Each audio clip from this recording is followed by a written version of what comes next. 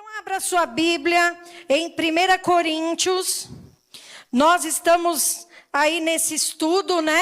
Abençoado, falando sobre 1 Coríntios. São muitos temas que ele retrata aí, que ele ministra à igreja. E é muito importante que nós tenhamos o conhecimento da palavra do Senhor, né? Para não nos esquecermos daquilo que o Senhor tem ensinado, amém? Porque a palavra, ela é a mesma, né? Em todo o tempo. E nós vamos começar, como na semana passada, falando alguns textos chaves de 1 Coríntios 4, 5 e 6. Então eu quero que você marque aí na sua Bíblia, amém? Para você anotar aí na sua Bíblia e ter esses textos como chaves. São alguns que eu separei para mim, mas eu creio que você pode ter aí rabiscado e marcado a sua Bíblia outros textos. Então vamos lá, 1 Coríntios 4:10 diz: nós somos loucos por causa de Cristo, mas vocês são sensatos em Cristo. Nós somos fracos, mas vocês são fortes. Vocês são respeitados e nós somos desprezados. Falando, né, da liderança de Paulo e dos apóstolos. 1 Coríntios 4:20. Pois o reino de Deus não consiste de palavras, mas de poder. Amém, irmãos? Pois eles estavam ali no meio de um povo, né, que a palavra, a eloquência e a sabedoria ali dos gregos, né, era muito valorizada, mas o que diferencia a palavra do Senhor é que ela é um poder de Deus na nossa vida, amém? E Paulo lembra a vida deles isso. Agora vamos lá, 1 Coríntios 5:6. O orgulho de vocês não é bom. Vocês não sabem que um pouco de fermento faz toda a massa ficar levedada? Versículo 7. Livrem-se do fermento velho, para que seja nova massa e sem fermento, como realmente são. Pois Cristo, nosso Cordeiro Pascal, foi crucificado. Então ele vai lembrando lá a igreja, né? Para não dar lugar à divisão que eles estavam tendo, não dar lugar à imoralidade sexual, que era algo que estava acontecendo até dentro da igreja. Irmãos, tem que cortar pela raiz, né? E ele consegue ali ministrar a igreja. 1 Coríntios 6, um versículo chave, o 11 e o 12. Assim foram alguns de vocês, vivíamos no pecado, mas vocês foram lavados, foram santificados, foram justificados no nome do Senhor Jesus Cristo e no Espírito do nosso Deus. Tudo me é permitido, mas nem tudo convém. Tudo me é permitido, mas eu não deixarei que nada me domine. Amém? Então, esse é um texto maravilhoso também. E o versículo 19 e o 20 diz assim: acaso não sabeis que o corpo de vocês é santuário do Espírito Santo, que habita em vocês, que lhes foi dado por Deus e que vocês não são de si mesmos, vocês foram comprados por alto preço. Portanto, glorifiquem a Deus com o corpo de vocês. Amém? Porque ele fala do pecado, ele fala aquele que peca, né, com a imoralidade sexual, ele peca contra o próprio corpo, mas nós não pertencemos mais a este mundo, amém? Fomos comprados por alto preço e é o preço do sangue de Jesus. Agora nós vamos falar de 1 Coríntios, no capítulo 7. 1 Coríntios, capítulo 7, hoje, vamos abrir aí as nossas Bíblias, amém? Eu quero ler alguns textos com vocês, e nesse capítulo 7 ele fala de algumas questões. Primeiro, celibato. A pessoa se separar, não casar, não ter relação, né, sexual com ninguém e se separar para Deus, como era Paulo. Casamento. Como deve ser o casamento, né? Permanecer solteiro, aqueles que são solteiros. Separação, pode separar, o cristão pode separar ou não? Marido não cristão, mulher que não é cristã. Como deve ser o relacionamento, né? Um casal. judaísmo, que eram a cultura, né, daqueles que eram servos de Deus, mas que vinham, né, do judaísmo. Eles tinham uma cultura. E aqueles que se convertiam ao evangelho, mas não eram judeus, eles precisavam cumprir toda a lei dos judeus. Então nós vamos ver isso aqui, amém? Então vamos lá, vamos começar. 1 Coríntios 7, versículo 1. Quanto aos assuntos sobre os quais vocês escreveram, é bom que o homem não toque em mulher. Mas por causa da imoralidade, cada um deve ter sua esposa e cada mulher o seu próprio marido. O marido deve cumprir os seus deveres conjugais para com a sua mulher, e da mesma forma a mulher para com o seu marido. Versículo 5. Não se recusem um ao outro, exceto por mútuo consentimento e durante certo tempo, para se dedicarem à oração, pois depois unam-se de novo, para que Satanás não os tente, por não terem domínio próprio. Digo isso como concessão e não como mandamento. Então vamos começar aí o primeiro assunto, né, que é permanecer solteiro, né? O celibato de Paulo. Paulo já entra falando, olha, quanto a esses assuntos que vocês colocaram, eu sugiro que os homens não se casem, né? Mas ele está falando isso com relação à obra de Deus, com relação ao chamado de Deus. Por quê? Porque Paulo foi chamado pelo Senhor e ele colocou o chamado como uma prioridade em sua vida. E Paulo não era casado. E depois que você continuando lendo o texto, ele vai explicando que aquele que é casado, ele precisa se dividir entre os cuidados da casa e os cuidados da obra. Como aquele que é solteiro, ele tem 100% de tempo para se dedicar à obra de Deus. Então, você vê que até mesmo em algumas profissões, tem pessoas que elas não se casam, né? Não é somente aquele que lidera a obra de Deus, né? Que, como era Paulo, que fazia o chamado dele, mas tem muitas profissões que é difícil a pessoa ter alguém, porque por conta dos compromissos que ela tem. Geralmente você vê médicos que casam com outros médicos. Por quê? Porque vão estar ali no mesmo ambiente de trabalho, porque o horário pode acontecer de ligar de madrugada, né? Tem plantões que a pessoa faz. Então, geralmente, a pessoa acaba se casando com alguém do meio que ela trabalha. Mas Paulo coloca aqui, já que vocês querem se casar, então que o homem tenha uma só mulher e a mulher tenha um só marido. Por quê?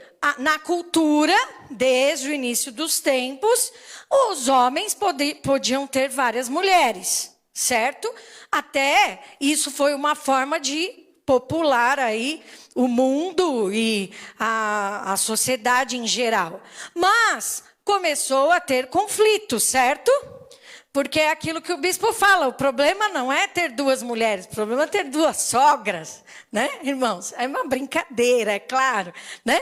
Mas imagina a confusão que isso trazia nas famílias, né? Problema de ciúmes, problema... E você vê isso relatado na Bíblia, né? Em famílias no Velho Testamento que tinham isso, né?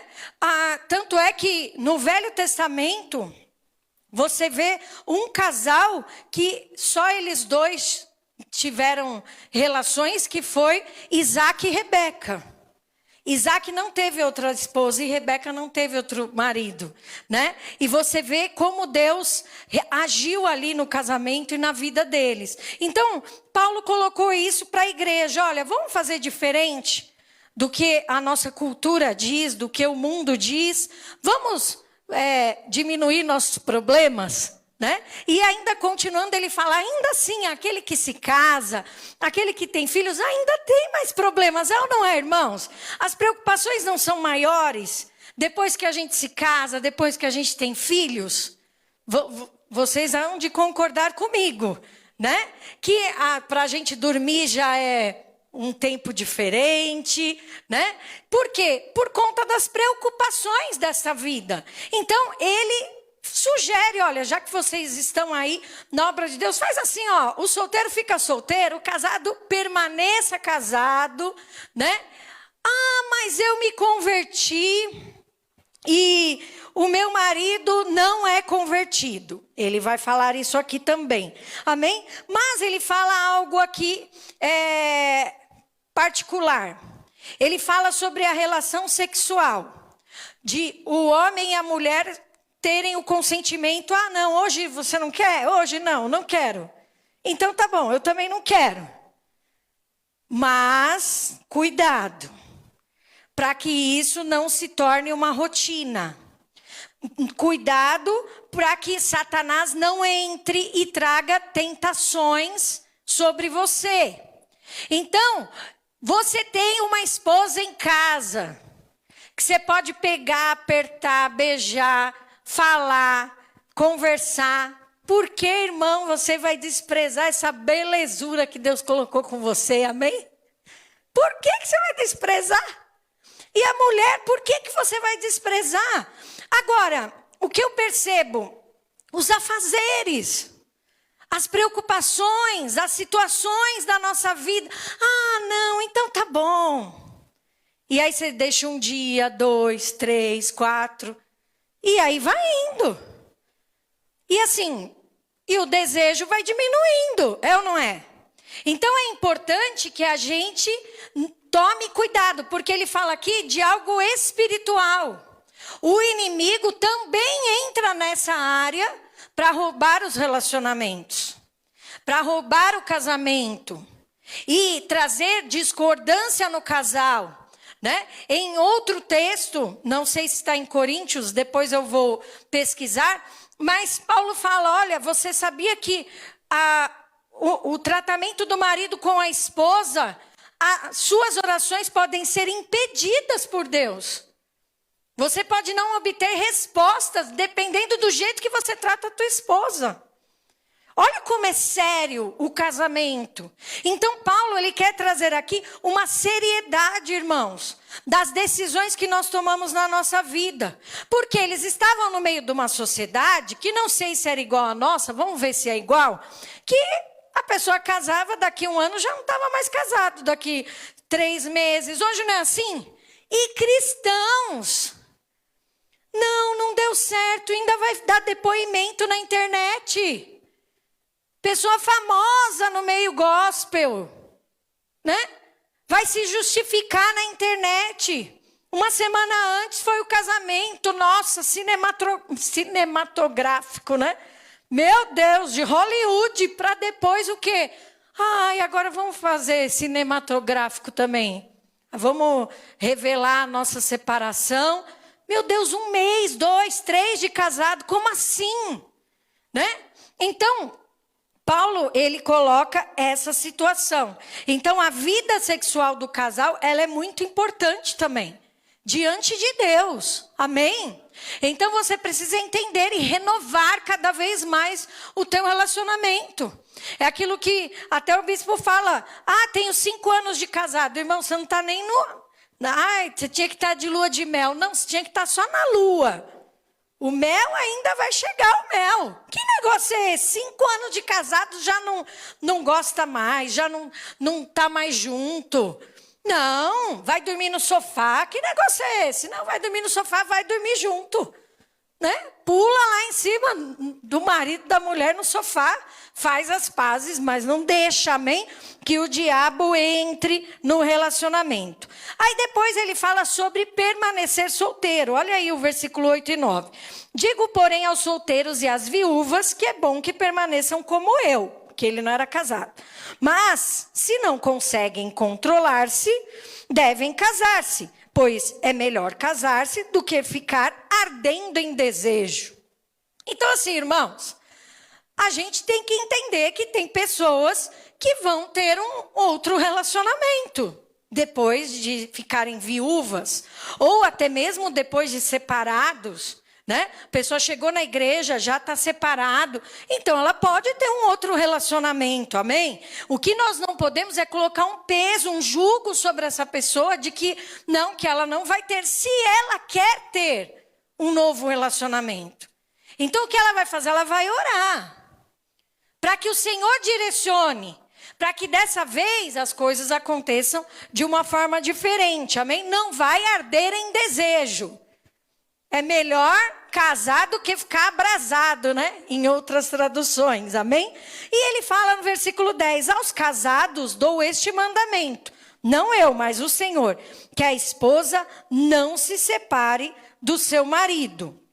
Por quê? Ele começou daí falando daqueles que chegaram na igreja, aceitaram a Jesus, conheceram a Jesus, mas o casamento já tinha acontecido. As pessoas não eram cristãs, certo? Mas a mulher se converteu ou o marido se converteu. Olha o conselho de Paulo, versículo 13. E se uma mulher tem marido descrente e ele se dispõe a viver com ela, não se divorcie dele. Pois o marido descrente é santificado por meio da mulher, e a mulher descrente é santificada por meio do marido. Se assim não fosse, seus filhos seriam impuros, mas agora são santos. Irmãos, o que significa a mulher santificar o marido e o marido santificar a mulher? Vamos lá.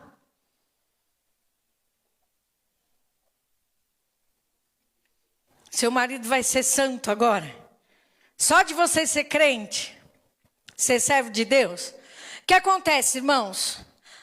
Nós temos valores espirituais quando nós servimos a Deus, certo? Se o marido é descrente, o que vai acontecer? Ele vai começar a ver na mulher esses valores. E ele vai se colocar debaixo dessa santidade, dessa vida que a mulher dele está tendo, ou que o marido dela está tendo. Por mais que ele ainda não tenha conhecimento da palavra, ele começa a ter temor de Deus. Porque, peraí, a mulher que eu tenho lá em casa é uma mulher que ora. O marido que eu tenho lá em casa é um marido que ora, que tem ligação com Deus. Quantos de vocês, você já chegou num lugar e a pessoa falou assim para você, não, mas você como serva de Deus, você tem ligação direta com Deus. Vocês já ouviram isso já? Você tá lá, né? Coladinho com o pai. Vixe, eu já ouvi isso, né? Se a Ana Paula orar, Deus faz. Porque ela ora. Irmãos, o que é isso? A pessoa reconhecer que você está perto de Deus, está separado para Deus. Então, quando a mulher vem para a igreja, mas o marido ainda não veio, ele vai vendo nela a transformação. E ele vai tendo temor de Deus. Peraí, ele não vai trair essa mulher. Porque essa mulher, Deus vai mostrar para ela, se estiver tendo traição, é ou não é? Porque ela é uma mulher de Deus, ela ora. Então, isso que acontece, o marido começa a ser santificado.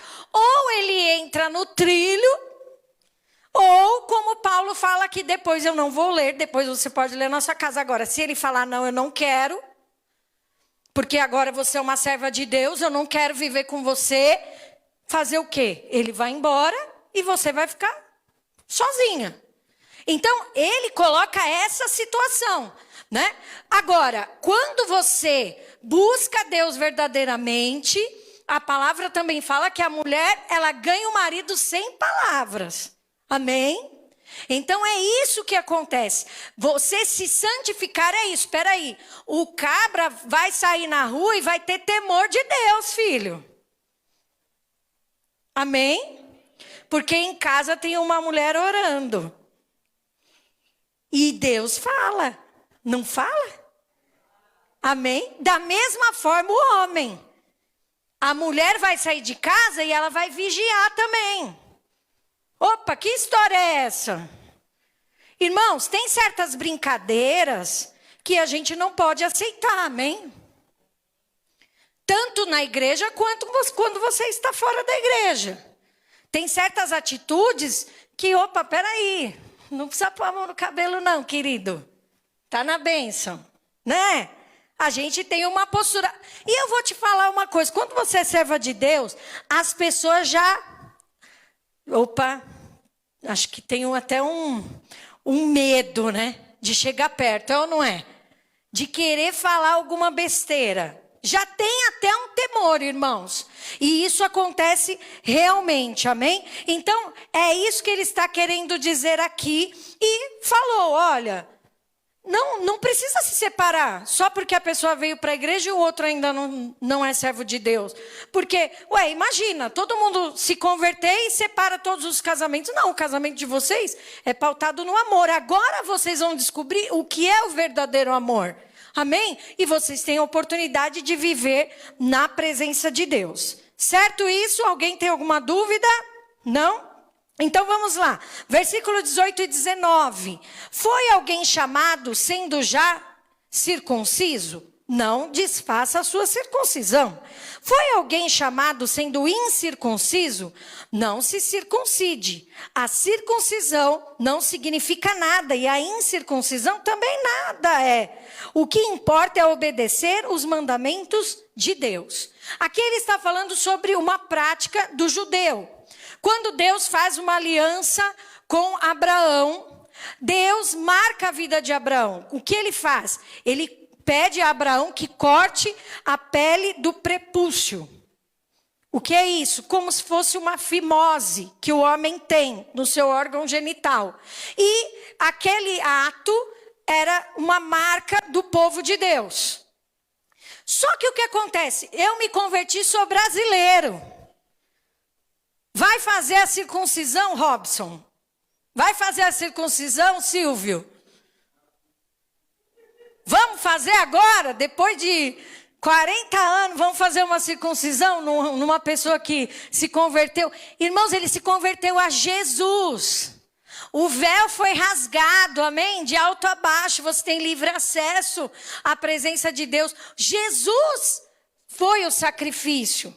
Então o que acontece? Paulo fala para eles, não tem necessidade, porque eles estavam pegando os irmãos que já tinham 50 anos e vão fazer uma circuncisão nele, porque ele é grego, ele não é judeu. Vão fazer porque ele... Não tem necessidade. Nós somos brasileiros, não precisa de uma arca da aliança aqui, irmãos. Não precisa da estola sacerdotal aqui. A gente não precisa tocar o chofar no culto. Você está entendendo isso? Isso são práticas de um culto judeu. Incenso. O ministério é incenso suave, mas não precisa vir aqui com incensário, colocar incenso em todo mundo. Amém? O nosso incenso é o nosso louvor e a nossa oração que sobe diante de Deus como incenso agradável. Essa é a palavra de Deus. Então, assim, as práticas do judaísmo não tem necessidade de você fazer agora. Porque eu sou cristã, então agora nós vamos ter a festa do Purim. Peraí, a festa do Purim é uma festa judaica. Mas nós vamos fazer um culto onde nós vamos falar sobre a festa do Purim, que aconteceu lá na época de Esther, e nós vamos nos vestir como Esther. Irmãos, é uma festa e é uma coisa que a gente está fazendo, mas não necessariamente a gente precisa fazer só porque nós somos crentes. Vocês estão entendendo isso? Porque senão a gente tinha que cumprir toda a lei. A gente ia ter que cumprir toda a lei. E assim, é fácil circuncidar um cara. O difícil é fazer ele cumprir os mandamentos do Senhor. Não adulterarás, não terás outro Deus diante de mim, né? Não cobiçarás a mulher do próximo, não matarás. Isso daí que é difícil. Então, assim, o Senhor, ele falou para eles, não tem necessidade. Através de Paulo. Paulo explicou para eles, meu irmão, foi para a liberdade que Cristo nos libertou. Nós somos livres em Deus. Amém? Não se coloca debaixo de jugo novamente em nome de Jesus. Amém? Então nós não temos essas práticas, irmãos. Da mesma forma que o Brasil, ele foi colonizado e o Brasil tinha isso, tinha aquilo outro. Não, a gente não precisa fazer como as pessoas fazem. Amém? A gente vai orar, vai pedir ao Senhor, Ele dando paz, a gente vai fazer algo. Mas assim, geralmente rituais, eles não são colocados no Novo Testamento, né? Mas sim um culto racional. Mas sim, nós temos entendimento da nossa vida diante de Deus, né? Como sacrifício vivo, santo e agradável a Deus. Acho que está mais difícil para nós, né, irmãos? Do que ficar fazendo ritual, é ou não é? É muito mais difícil, amém? Então vamos lá. 1 Coríntios 8, questões abordadas. Alimentos consagrados diante dos ídolos, tá? Então isso mercado, e eu não sei se aquele comerciante é um servo de Deus, se ele é católico, se ele é umbandista, se ele é do candomblé, se ele é espírita. Eu vou chegar em todo restaurante e vou falar, o chefe aqui é cristão? Não. Então eu não vou comer. E vou sair. Não. Paulo falou, você não está dentro do templo, lá, sacrificando com eles e comendo com eles. Por quê? Existia essa prática. Vamos lá no templo, eu vou sacrificar e depois a gente vai comer. Irmão, quem rejeita comida de graça? Me fala. Quem rejeita comida de graça? Você passa na rua, tá lá um negócio de dentista. O que eles estão na porta? Um cara dando algodão doce e pipoca. Coisas ótimas para os dentes, é ou não é? Comeu ali, quebrou, a cárie apareceu, você já entra no dentista e já faz seu tratamento, né? Então assim, quem que passa na frente, não quero pipoca. Todo mundo pega, todo mundo come. Então Paulo falou, irmãos, isso não tem nada a ver. Você comer nos lugares e tal. O problema está em você entrar no templo dos ídolos, onde eles estão sacrificando aquele alimento para o Deus deles, e você come ali com eles, simplesmente porque você está com fome e você é um zoião. Não. Vamos pensar um pouco. É aquele negócio, bispo, mas o doce é de Cosme e Damião. Qual o problema do meu filho comer? Irmão, você já falou, é de Cosme e Damião. Já está consagrado. Aquilo já está consagrado. Agora, você quer dar doce para o seu filho? Você vai e compra doce para o seu filho. Qual o problema? O seu filho vai morrer por causa de uma bala, irmãos. Agora, se está consagrado, peraí. Agora, ele pegou lá na escola, comeu, não sabia. Depois chegou em casa, amém, Senhor, em nome de Jesus, quebra toda contaminação e glória a Deus, já comeu. Amém, irmãos? Agora, tá tendo a fila ali, ó, deixa eu ir lá pegar. Dá 2 que eu tenho gêmeas, 2. Às vezes a criança não está nem junto. É o pai que é zoião, irmãos. É ou não é? É a mãe que não pode ver uma fila dando alguma coisa. Tem uma loja lá na Liberdade de comida, né, estrangeira. E eu gosto de ir lá, sabe por que eu gosto de ir lá? Porque tem as pessoas que fazem degustação. Adoro aquela loja. É logo ali, saindo da Estação Liberdade, à sua direita. Acho que a segunda loja, irmãos, você vai lá de dia antes da pandemia, agora já não tem mais. Eu fui lá, já não tinha por conta da pandemia. Meu Deus, que acabe a pandemia para a gente voltar, né? Mas tem biscoitinho, tem iogurte, tem sopinha, tem... Você faz a refeição ali na loja, né? Agora vamos comprar um chocolate para a gente sair da loja. Aí a gente compra um chocolatinho caro lá para poder sair da loja, né? Mas assim, a gente adora isso, irmãos. Mas Paulo estava alertando eles aqui. Por quê? Para que não haja escândalo no meio da igreja, pessoa, nossa, ai, o irmão estava lá na festa junina. Irmãos, tem arraial na igreja. Por que você tem que ir na festa junina da igreja, não sei o que lá, consagrado lá para o santo? Irmão, você não está mais nesse mundo. É isso que você tem que entender. Bispo, e se a gente fizer a festa aqui? Vamos fazer. Vão julgar a gente? Vão julgar a gente, irmãos. Mas tudo que a gente faz aqui, a gente consagra para o Senhor. Amém? Então, vamos comer algo que nós estamos fazendo para abençoar a casa de Deus. Amém? Então, tem que ter esse discernimento, né? E olha lá o que ele diz. 1 Coríntios 8, 6. Para nós, porém, há um único Deus e Pai, de quem vêm todas as coisas, para quem vivemos, e um só Senhor, Jesus Cristo, por meio de quem vieram todas as coisas e por meio de quem vivemos. Versículo 7.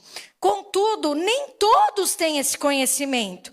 Alguns ainda, habituados com os ídolos, comem esses alimentos como se fosse um sacrifício idólatra. E como a consciência deles é fraca, esta fica contaminada. Versículo 9 e 10. Contudo, tenham cuidado para que o exercício da liberdade de vocês não se torne uma pedra de tropeço para os fracos. Pois se alguém que tem a consciência fraca vir você que tem esse conhecimento comer num templo de ídolos, não será induzido a comer do que foi sacrificado a ídolos? Ah, não tem problema. Eu lembro quando eu estava grávida que eu fiquei com vontade de comer macarronada. E era a época daquela festa da querupita. Ah, eu quero comer. Eu quero comer. Aí o bispo falou, então vamos fazer uma macarronada aqui. Vamos fazer. Quem é a pessoa que faz a melhor macarronada que você conhece? Ah, minha avó. Então liga para sua avó. Vó, preciso que a senhora faça uma coisa para mim. Irmãos, não tem coisa melhor do que você estar grávida e você falar o que você quer para as pessoas. Então, assim, aproveite. Mesmo sem desejo. Eu aproveitei. Ah, eu quero comer, deixa eu ver, uma coisa que faz tempo que eu não como e que eu não sei fazer. Vai, pimentão recheado. Mãe, quero comer pimentão recheado. Eu vou fazer para você. Ixi, passava 2 dias, eu estava comendo pimentão. Mãe, eu quero comer lasanha de berinjela. Eu não sabia fazer nada disso, irmãos. E minha mãe fazia lá. Minha avó fazia. Aí, vó, quero comer uma macarronada. Pai, quero comer um peixe. E comi tudo que eu tinha desejo. Né, irmãos? Tudo que eu tinha desejo, eu comi grávida. Eu falo para as grávidas, já está tendo desejo? Não, então inventa, irmã. Inventa o desejo. Porque é agora ou nunca. Depois da gravidez, irmão, ninguém faz mais nada. É ou não é? Quer fazer? Ah, tem a receita. Pega aqui, ó. Tem a receita, né? É assim, né? Eu fui pedir para minha avó fez aquela macarronada maravilhosa, eu comi, irmãos. Eu vou lá para a Moca, lá, pra ficar na fila, né? O dia inteiro para pegar um pratinho de macarrão, irmãos. Misericórdia. Amém? A gente tem que ter discernimento. Precisa disso? Precisa disso? Não precisa. Amém? E é isso que ele está falando aqui. 1 Coríntios 9, questões abordadas, orientações sobre o sustento dos pastores. Olha o versículo 1. Não sou livre? Não sou apóstolo? Não vi Jesus, nosso Senhor? Não são vocês resultado do meu trabalho no Senhor? Paulo coloca as vidas como um resultado do seu trabalho, amém? Versículos 5 e 6. Não temos nós o direito de levar conosco uma esposa crente, como fazem os outros apóstolos, os irmãos do Senhor e Pedro? Ou será que apenas eu e Barnabé não temos o direito de deixar de trabalhar para termos sustento? E vamos ver o outro. 11 e 12. Se entre vocês semeamos coisas espirituais, seria demais colhermos de vocês coisas materiais? Se outros têm direito de ser sustentados por vocês, não o temos nós ainda mais? Mas nós nunca usamos esse direito. Pelo contrário, suportamos tudo para não colocar obstáculo algum no evangelho de Cristo. Versículo 14. Da mesma forma o Senhor ordenou àqueles que pregam o evangelho que vivam do evangelho. Versículo 26 e 27. Sendo assim, não corro como quem corre sem alvo, e não luto como quem esmurra o ar, mas esmurro o meu corpo e faço dele meu escravo, para que depois de ter pregado aos outros, eu mesmo não venha a ser reprovado. Então vamos lá. No capítulo 9, Paulo começa a falar sobre o sustento que o líder precisa ter, irmãos. Ai, mas eu não acho certo o pastor ter uma renda da igreja. Ué, o pastor não trabalha para a igreja? Ele não está lá quando você precisa? Então, você precisa abençoar a vida do pastor. E Paulo, ele tinha uma profissão, ele era construtor de tendas. E então, ele era abençoado também. Então, quando a igreja não semeava, ele tinha recursos. Mas ele falou, peraí, só a gente que não tem esse direito? Porque Pedro tinha lá o salário dele, os irmãos de Jesus que eram pastores, Tiago era irmão de Jesus e era pastor, ele fala que ele tinha o sustento dele. Por que eu e Barnabé não? Só porque nós não somos casados? Porque não temos esposas, família para sustentar? Porque eles tinham esse critério. Não, Pedro tem família, então nós vamos ajudar Pedro. Ué, mas nós também trabalhamos arduamente, nós também, vocês são o selo do nosso pastorado, vocês são a certificação. Irmãos, o resultado de uma igreja próspera, ele abençoa, a igreja próspera abençoa o seu líder, amém? Então assim, hoje o Ministério Mais, ele dá um recurso para o bispo Josué, como bispo do Ministério Mais. Agora, tem mês que dá, tem mês que não dá, tem mês que é muito, tem mês que é pouco, né? Dependendo da arrecadação da igreja. Porque nós não queremos ser um peso, assim como Paulo fala aqui, eu não quero ser um peso para a obra. E eu tenho essa visão também, né? Eu e o bispo, nós não queremos ser peso para a obra. Eu não quero que a igreja pague a minha viagem para Dubai, para Cancún. Agora, se todo mundo na igreja é abençoado, rico, próspero, imagina, Léo, vai ser peso para você pagar a viagem para Dubai da bispa? Claro que não. Mas não é esse o propósito, amém, irmãos? Não é esse o propósito. O que acontece na cultura do Brasil é que vieram missionários, né, da Europa para evangelizar o Brasil, e esses missionários muitas vezes passavam necessidade. Né? Quantas vezes, muitos anos atrás, o pastor era aquele que ajoelhava no culto e o sapato do pastor estava furado, né? O terno do pastor era o terno que ele ganhou do bisavô dele. Imagina o modelo, né? Super vintage, né? Super bonito.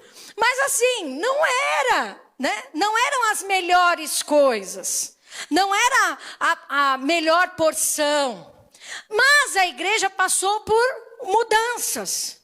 E hoje há uma ostentação muito grande sobre os pastores. Hoje os pastores precisam ter o melhor carro, a melhor casa, né? Ter, meu Deus do céu, milhões no banco. Serem celebridades, e não é isso que nós vemos na palavra de Deus. Mas, irmãos, o sustento do líder é, sim, responsabilidade da igreja. O pastor estar, por exemplo, tá? Não é o caso, graças a Deus, com 6 contas de luz atrasadas.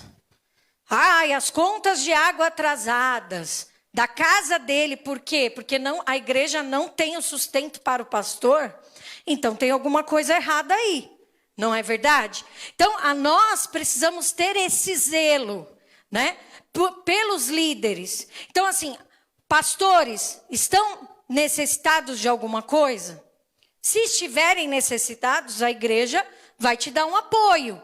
Amém? Agora, nós precisamos saber.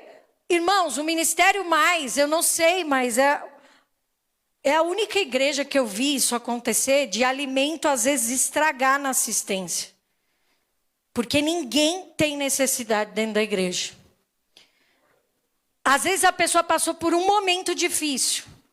Pegou uma cesta básica, 2 cestas básicas, 3 cestas básicas. Na quarta ele já está trazendo cesta básica para as pessoas e abençoando. Amém? E eu louvo a Deus porque isso é uma marca no nosso ministério. Sim, Deus não nos deixa passar necessidade. A palavra fala que eu já fui moço, hoje sou velho, nunca vi o justo mendigar o pão, irmão. Deus não vai deixar, amém? Deus não vai deixar. Então, assim, é claro, eu não vou falar aqui de finanças, mas eu tenho algumas prioridades hoje, né? Na minha vida. Então, assim, luz e água. Uma coisa que antes de fazer compra, eu já tenho que estar pago já. Porque é o básico. Ah, mas o mercado. Não, a gente diminui no mercado. Mas a luz e a água tem que estar paga, porque sem luz, sem água não dá para viver. Amém? E o pior é quando você está pagando luz, que não é nem você que gastou, né? E nem água que você que gastou. Mas é o preço que às vezes a gente paga, amém? Dependendo de onde a gente vai morar. Então, assim, eu tenho alguns princípios nas minhas finanças. E tem coisas que nós pensamos, não, isso não é despesa da igreja. A igreja não vai entregar isso para os líderes. Como hoje, no caso, é o bispo Josué. Amém? Não temos outros pastores na mais que são 100% da obra. A maioria dos pastores fazem aí o turno, né? Nos cultos, às vezes uma visita e tal, mas não trabalham 100% na obra. Mas a visão, irmãos, é essa de Paulo. Amém? Que a igreja deu sustento. Paulo falou aqui, não, já passei necessidade, já passei naufrágio, já aprendi a viver contente em qualquer situação. Pastor passa dificuldades, passa momentos difíceis, já passamos momentos muito difíceis no Ministério Mais. Amém? Mas, em todo o tempo, o Senhor foi fiel nas nossas vidas. E foi fiel na igreja. Amém? A Mais, quando trocou de prédio, não trocou de prédio porque estava devendo 5 anos de aluguel. Como eu já vi acontecer em igrejas muito ricas. Igrejas onde, meu Deus do céu, o pastor tem helicóptero, mas deve 10 anos de aluguel, como assim? Peraí, para onde está indo o dinheiro, amém? E a mais nunca aconteceu isso. Quando nós estávamos num prédio onde nós vimos que o aluguel era muito alto, não tinha condições mais de sustentar aquele aluguel, porque o proprietário viu toda a reforma que nós fizemos e aumentou, nós falamos, igreja, nós vamos sair desse prédio, não vai dar mais. Porque pagar 10 mil reais hoje de aluguel é suicídio. E aí, glória a Deus, Deus abriu portas, Deus fez, fizemos já coisas, oh meu Deus, que nos arrependemos, fizemos, irmãos. Mas eu creio que a igreja ela chegou numa maturidade, amém? Não só espiritual, mas financeira também. Financeira, de saber, não, se todo mundo for fiel, irmãos, se todos nós formos fiéis no pouco, bispa, mas às vezes o que eu tenho não é muito, mas se você for fiel nesse pouco, o Senhor vai te colocar sobre o muito. E quando toda a igreja é fiel, irmãos, a igreja não passa necessidade. Amém? E eu oro para que nós sejamos uma igreja 100% fiel, 100%. Porque acho que a fidelidade é um fruto do Espírito, né? Então, se o Espírito de Deus está em nós, por que sermos infiéis? Eu não quero ser infiel ao meu marido e não quero que ele seja infiel comigo. Por que então seremos infiéis com Deus? Amém? Então, nós precisamos ter isso como valor espiritual, a honra daqueles que nos lideram. Amém? 1 Coríntios 9. Ah, sim, questões já falei, né? Já foi. Então, Paulo, ele fala isso para a igreja, ele é incisivo. Se você ler aí o texto mais, ele até pega pesado com eles. Como assim, né? Não tinha motivo para eles estarem passando necessidades ali, amém? 1 Coríntios 10, questões abordadas. Aprendendo com os erros do povo de Israel no deserto. Irmãos, algo que Deus ministrou no meu coração nesse texto. Você não precisa errar para aprender. Olha para quem está do seu lado e fala para ele, ó, você não precisa cair em um erro, cometer um pecado para aprender alguma coisa. Aprenda com os erros dos outros. Amém? Então, ele fala aqui, 1 Coríntios 10, 6, essas coisas ocorreram como exemplo para nós, para que não cobicemos coisas más como eles fizeram, para que não sejamos idólatras como alguns deles foram, conforme está escrito, o povo se assentou para comer e beber e levantou-se para se entregar à farra. Olha aí esse povo, hein? Não pratiquemos imoralidade como alguns deles fizeram. E num só dia morreram 23 mil. Se você for ler lá em Êxodo fala 24 mil. Mas Paulo não estava nem aí com números. Mas sim com o pecado que aconteceu. Amém? Não devemos pôr o Senhor à prova como alguns deles fizeram e foram mortos por serpentes. E não se queixem como alguns deles se queixaram e foram mortos pelo anjo destruidor. Versículo 8 ao 10. Irmãos, não precisa você cair no pecado da imoralidade. Não precisa você colocar o Senhor à prova. Não precisa você se queixar para você saber o resultado do pecado, irmãos. Amém? Por que a gente vai querer fazer e errar no mesmo erro que os outros estão errando? Não, nós vamos nos preservar. E ele fala aqui, preservem-se, irmãos. Cuidem daquilo que Deus está dando para vocês, amém? E para terminar, ele fala no versículo 13, não sobreveio a vocês tentação que não fosse comum aos homens. E Deus é fiel, ele não permitirá que vocês sejam tentados além do que podem suportar. Mas quando forem tentados, ele lhes providenciará um escape para que o possam suportar. Por isso, meus amados irmãos, fujam da idolatria. Estou falando a pessoas sensatas. Julguem vocês mesmos o que eu estou dizendo. Amém? Então, Paulo, ele fala, gente, não precisa cair no mesmo erro. Presta atenção. Olha o exemplo. Nós temos pessoas que são mentores, que são pessoas exemplos para nós, a serem seguidos. Mas tem pessoas também que você olha e você sabe que você não pode seguir, irmão. Que está errado, a pessoa está falando besteira. Ah, mas deixa eu deixar um curtir. Não deixa, irmão. Sabe? Ah, deixa eu seguir lá nas redes sociais para ver a vida dela. Meu Deus, uma vida desgraçada, desculpa o termo. E você está lá seguindo. Uma vida de promiscuidade, de imoralidade, e você está lá seguindo, e você está lá gostando, e você está lá curtindo. Ai, bispa, mas ela representa o Brasil, irmãos, misericórdia. Esses dias eu vi um vídeo de um rapaz, ele estava na Albânia, se eu não me engano. E ele falou, vamos ver o que as pessoas pensam do Brasil. O que você lembra quando eu falo para você, Brasil? Mulher, o cara falou. Woman. Corpo da mulher. Partes do corpo da mulher, ele falou. Samba. Coisas que representam o Brasil.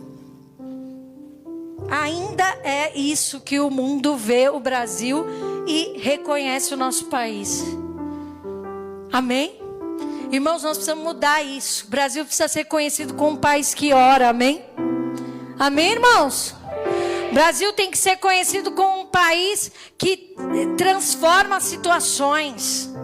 Deus quer levantar a tua vida e que você comece a partir da tua família, a partir da tua casa, amém? Irmãos, aprenda com os erros dos outros, você não precisa errar. Aprenda com...